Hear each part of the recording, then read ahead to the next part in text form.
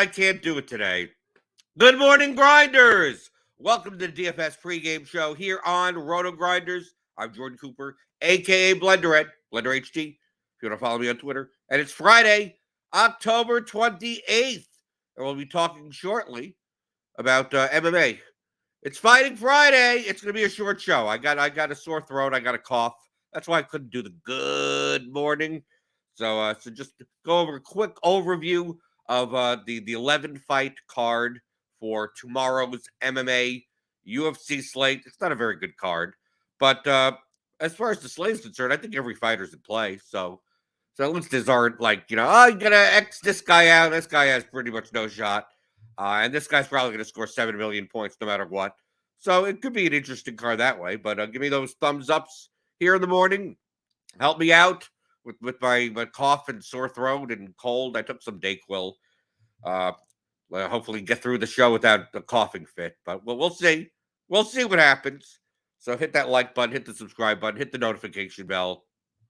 Good morning, Guata, Suki Singh, Matt Mears, Kickstart, Doug Montgomery. Morning. Can you please briefly explain the difference between mean and median projections again? This is what I would do. Whenever you have a question, okay, that isn't related to me, right? That's something like, what do I do?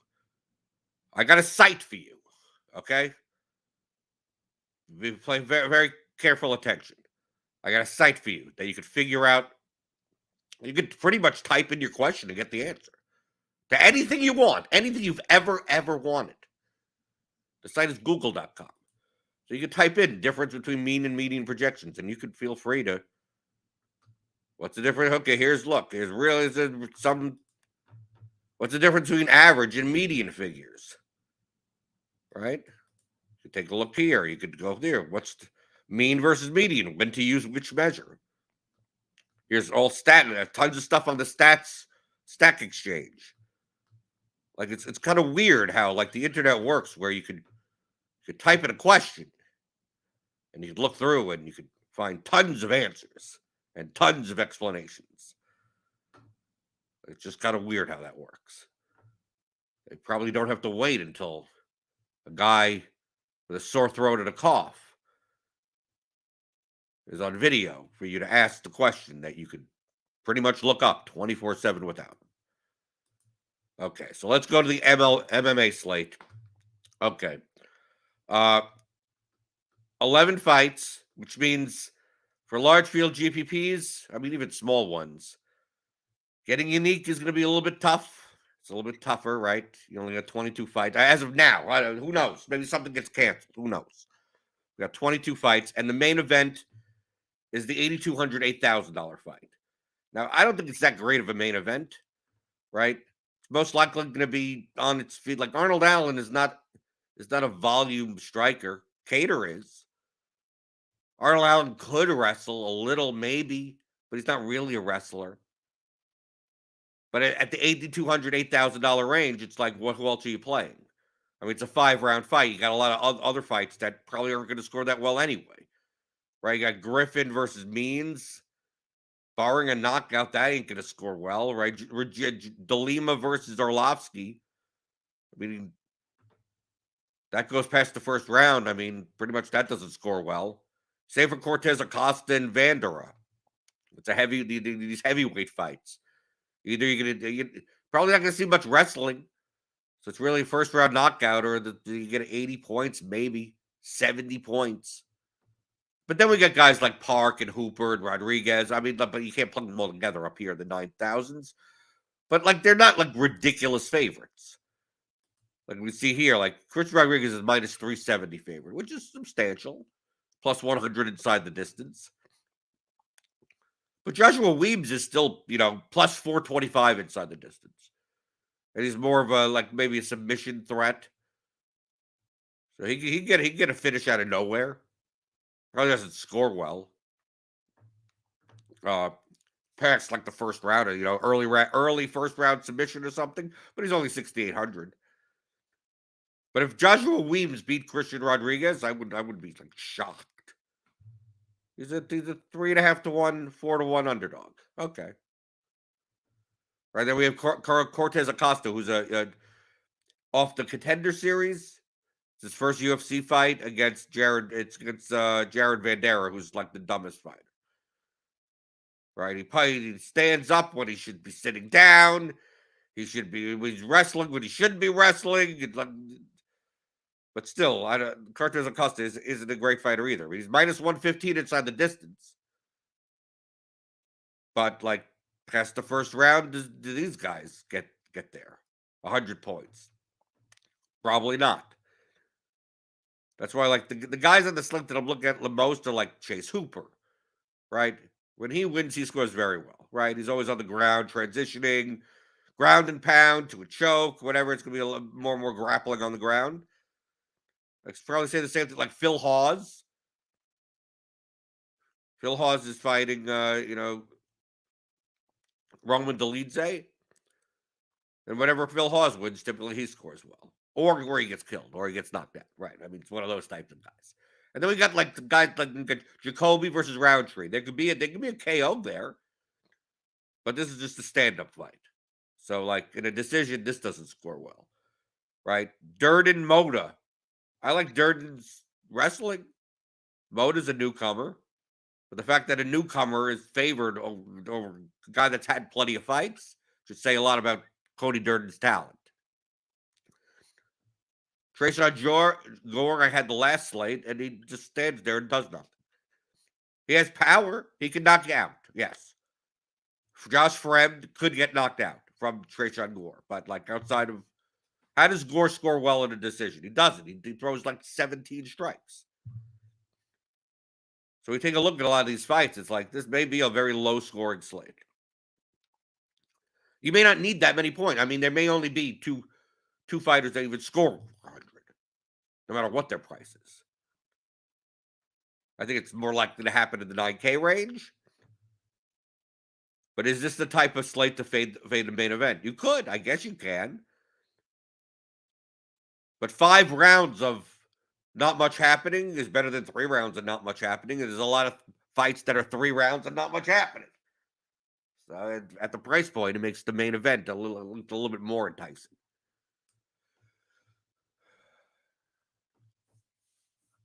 So looking around in combinations, it seems like it's going to be very hard. To me, it's I don't know. It's going to be very... 2 things that I see here that it's hard to judge. One is these underdogs. Like, basically, I mean, I know, like, Alan Cater, the main event is going to be owned. But as far as, like, is there going to be any underdog that is going to just, like, pop off? Not pop off in result, pop off in ownership. It's like I have all these guys, like, in the low 20s. Like, Arlovsky's going to be low owned. Okay, I get that. 14. I think Steve Garcia is going to be fairly low owned, right? For, low teens. I don't think anyone's going to be single digit owned. I think Joshua Weems will be 10% or something like that.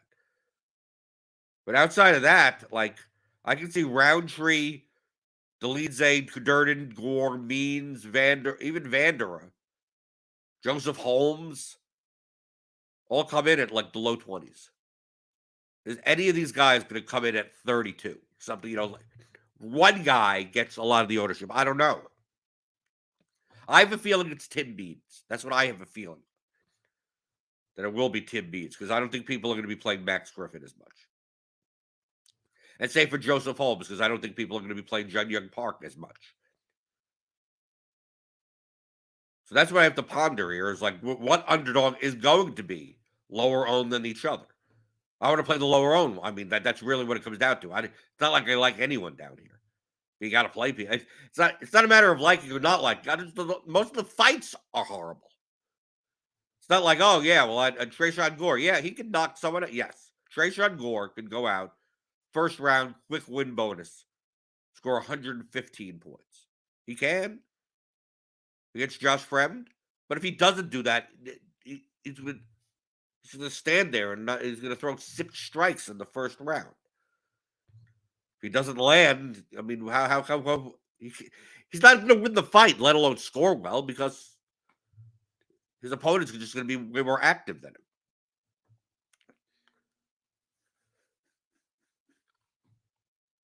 But it's just a matter of, are people going to take a shot on that? I don't know. I'm really not sure.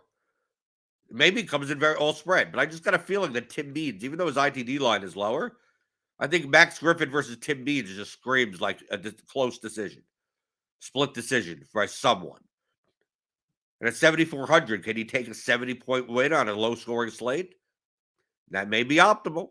Maybe. It may be. Then it just comes down to what the construction is, right? Because we see here, I'm gonna assume people are gonna have one. So let's say they have Allen or Cater in their lineup, right? They're gonna take like one guy from up here, like Rodriguez or Hooper, something like that. 8150. They're gonna play in the mid range, like Hawes. Let's say they play Means, right? We got 8,400 left in salary. Then let's stick in the mid range, right? Jacoby, Mona, right? There's no dirt. Like I think more lineups are gonna look more like this.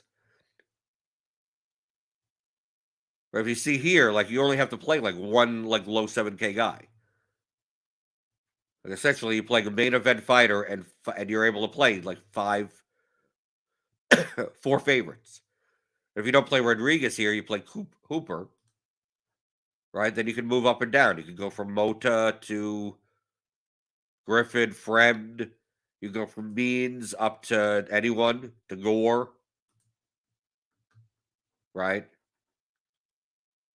So that's why I see a lot of the mid-range build constructions, where you're only playing one guy in this top range.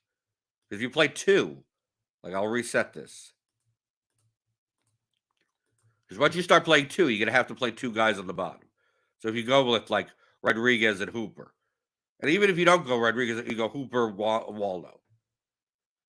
Where's Waldo? He's right there. You play a bit. You play a main event guy, right? And you're still able to maneuver yourself around. You could, I mean, if you play Tim Means, what does this lineup look like?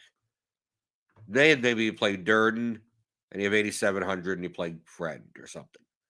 Play Hawes. Yeah, you could do it this. You could do Hawes and Roundtree. Right? So even then, even with 2 like 9K fighters, you don't have to go dumpster diving as much. Although I don't think it, I think the whole underdog pool is dumpster diving. I think everyone's in play. I don't think it's Steve Garcia. If you want to take a shot, take a shot. I would not be shocked if any of these underdogs won. I mean, this is a fight night card. I don't think it's very talented.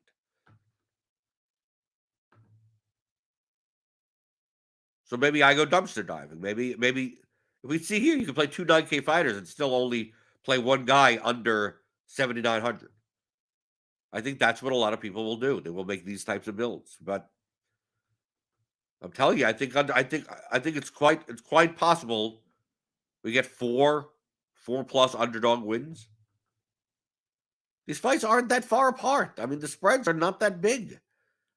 People are treating it seems like people are treating some of these underdogs as, oh my God, I can play that guy. Like, dude, most of these fights are under 2-1 or 2-1 at best. We take a look at the entire mid-range, right? Even the Waldo was minus 200 over Jared Vanderin. 2-1 favorite. It was 33% of the time the underdog wins. People are treating it like these guys have like 10% chances. I think Steve Garcia sucks. But he's still plus 250. Right? Chase Hooper's only minus 300. These are the numbers as of yesterday. Josh Williams can't possibly win. Why not? This isn't Mike Jackson.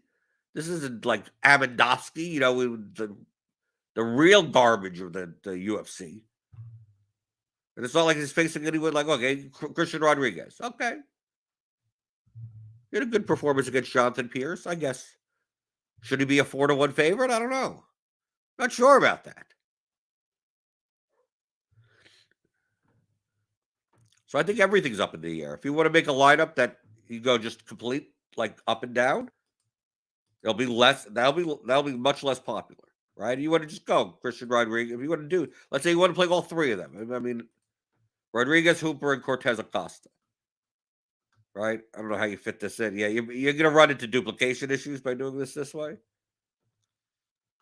right? Because there's only so many combinations left of their non-opponents.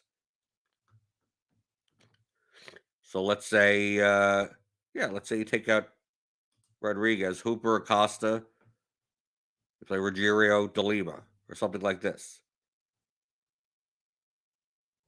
Josh Friend, 7,100. You don't play Rodriguez, you don't play Park, you play Weems, and then you have 74. Oh, okay, you still have 7,400. Play Mac, you can play Means there, like something like this. I think less people will have these types of lineups. A non-main event, or just a non-mid range that don't have the Hawes Dolidze fight, that don't have the Jacoby Roundtree fight, that don't even have the Mota Durden fight, like, or the Gore Fret, like some. Most of the ownership is going to be in this range. Now you can't avoid it completely. Okay, I mean, I'm not going to play any of these guys. Like, you probably have to play one, but don't play four of them. So that's why I see this is the best way to get different.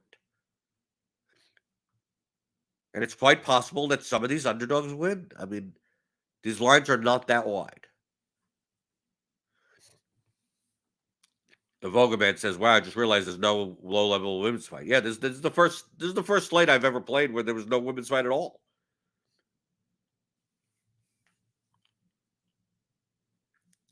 Defect asks, "What book have you found to be more directionally accurate for ITD odds? Typically offshore ones." You could probably Google that information also. It's amazing. It's amazing how much you could Google. Defect asks, "Is this a fight stack slate?" If it is, then I lose. I don't know why people ask. If you're playing cash games, yeah, you're going to play Allen and Cater in your lineup. Yes, obviously. The number one question I see in Discords or whatever is, can I stack a fight? You know, I just don't. I don't even understand. I don't even understand how the brain cells in those people work. I just literally don't. You can tell them till they're blue in the face.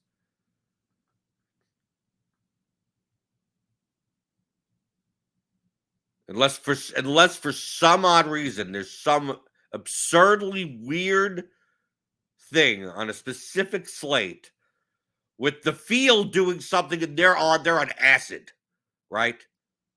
If there's some weird situation where the main fighter is 17,000, right?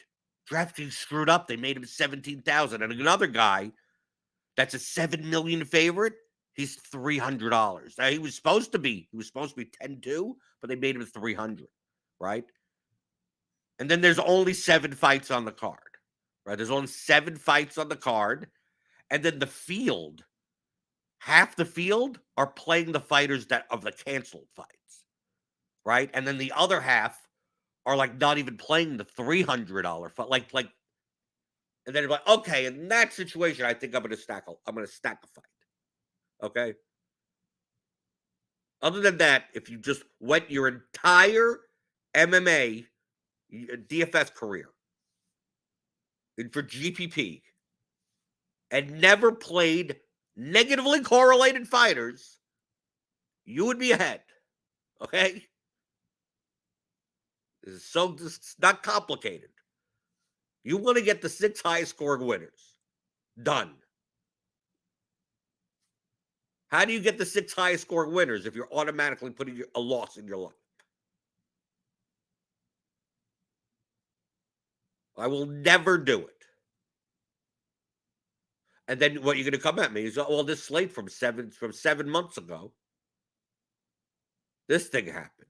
I go, yeah, and take a look at the CSV, how many people stacked or whatever, and it's overowned. So on the rare outlier scenarios, double D, double kicker in NFL Showdown, I never play those lineups. I just literally never play them. They so infrequently win that from a heuristic standpoint, it's better to just never play them. Just like if I just don't even concern myself on is this a slate to play them? It's like just you get rid of them. Just don't even bother. Don't even consider those lineups. I already have lineups to play as it is. I can play 20 as it is as I'm playing anyway. So why would I purposely play in the long lineups that are going to be heavily negatively EV? If anything, it's possible where all the favorites win that the highest scoring losing underdog is in the optimal lineup. But that still doesn't mean you're stacking anyone, right? Max Griffin loses. You know, Max Griffin wins, but Tim Means has 52 points, and he's in the optimal because he has 52. There's no other. All the underdogs lost, and he's the highest scoring underdog at 7,400, and he's in the optimal. There you go. But that doesn't mean Max Griffin is. No, Max Griffin ain't in it either, right? He didn't score enough, so the underdog actually ends up. So stacking fights, I don't know why. I don't even understand the question why it would even be asked. Yet it is literally the number one question that's asked. I start to wonder. Are they leaking gas? Are they putting something in the water? What is going on? Daniel Hutchings says maybe I should add acid to my process. Okay. Well, that Nerdy Tenor was for a brief period of time, even though it doesn't matter. Solo Millie last night in the NFL Showdown with like what 5-6 minutes to go, and just like with anything, that doesn't matter at that point. You still got 5 or 6 minutes to go. It doesn't matter. Oh, Solo Millie. Oh, probably lost money on the slate.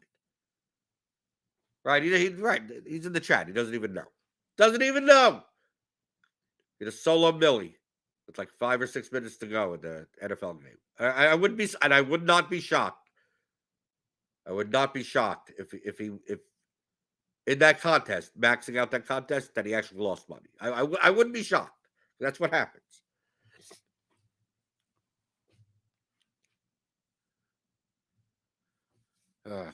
Daniel says this is why I never sweat. Right? Don't even bother. You didn't even know. You didn't even know. What does it matter? And also. And he says, I indeed lost money. Right. There you go. Right. And people think that they can make money in NFL Showdown by duping people. Well, if I win a couple like 178 person trades throughout the course of a year, I can be profitable playing 150 lineups. Like, no, you can't. No, you can't. Okay. Any questions about the MMA slate before we get out of here? Just wanted to quickly go through the UFC card. Save my voice. I have the Blenders the premium game theory show for NFL later, so I want to save my voice for it because I can already tell that my voice will probably be gone by the afternoon. But you can sign up to RotoGrinders Premium. You get that. We did the MMA Ground and Pound podcast last night. That should be posted, so you can get a breakdown of all the fights. Sign up for RotoGrinders Premium. You get that. You get the expert survey. You get all the projections. If you get the core premium package, you get all the sports. NFL, NBA, everything. Everything. You get everything. So click on that link in the description. Get $10 off your first month. We got NBA Grinders Live coming up later today. We got an NFL, all the NFL content, right? The solo ship show, the tournament take show, got the Blitz show tomorrow. We got tons of stuff. Sign up for this. Subscribe to the Grizzled Odds channel for the betting stuff, and you can always see me in the RotoGrinders Discord. Right, I have my own premium channel, Blenders Game Theory. So sign up for our Discord. Sign up for RotoGrinders, and you can ask me any questions you want. You can ask me. You can even ask me Googleable questions there. Right, you can even ask me that there if you want, and I'll just basically Google it and then just give you a link to it. Right? It's not that hard to learn on the internet. All the information is out there. So hit that thumbs up button on your way out the door. And we got a lot of stuff this weekend. We got NFL, we got soccer, we got MMA, we got NBA, you got PGA, I guess, right? Even though I don't play. We got some PGA, NHL. There's a lot of stuff going on the weekend, but I'll be back on Monday to discuss it all with you, answer your DFS strategy questions like I always try to do. Here on the DFS pregame show on RotoGrinders.com.